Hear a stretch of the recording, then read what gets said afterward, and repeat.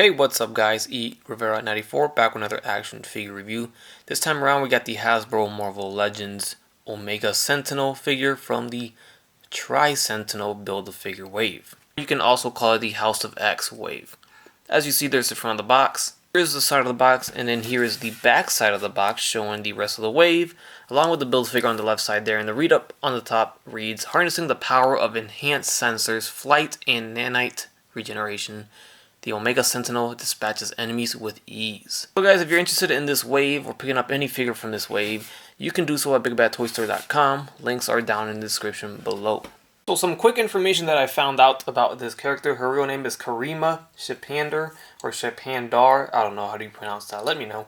And she was once a police officer from India, was transformed into Omega Prime Sentinel by Bastion of the Operation Zero Tolerance program.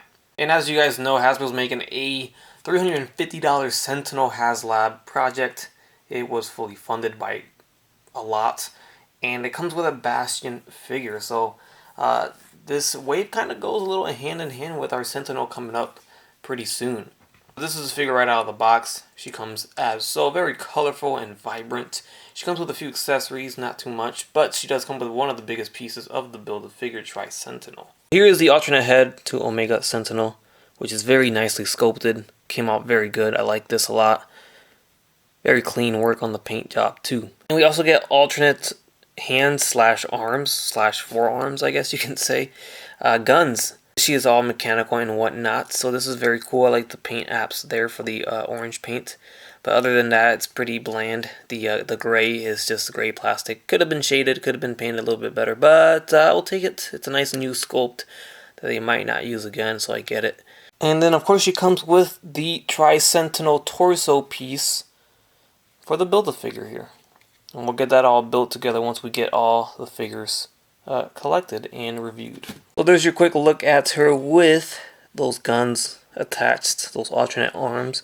And of course you can alternate them. You can have this one over on the left arm and vice versa if you wish to have it displayed that way. And then here she is with the alternate head sculpt, which is very nice. Man, this came out good. I like this figure a lot. It looks very, very cool. And it's super clean, just like the paint job on here. Let's take a closer look at it. So there's a closer look at the face sculpt, and then let's take a closer look at the torso. Paint job is spectacular, not bad for a $20 figure, if you ask me. Got the gray, black, and red with the white in the middle there. Got some red painted inside the little dots there on the shoulder. So everything came out good, in my opinion. Got the black laces painted on the shins and on the feet there. The back side as well. So how would you display your Omega Sentinel? Would you display it with this head or the other? And then of course we have the other hand. We can swap it back to the normal hand here.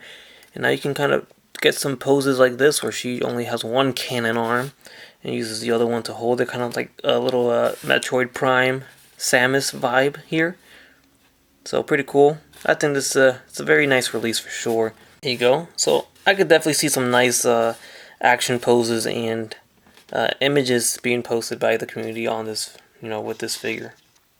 And you know what? It does look like there's a peg hole there, and it looks like you could probably attach some sort of effect to it in the future, or maybe an effect that you might have lying around in a tub somewhere from your previous releases of figures.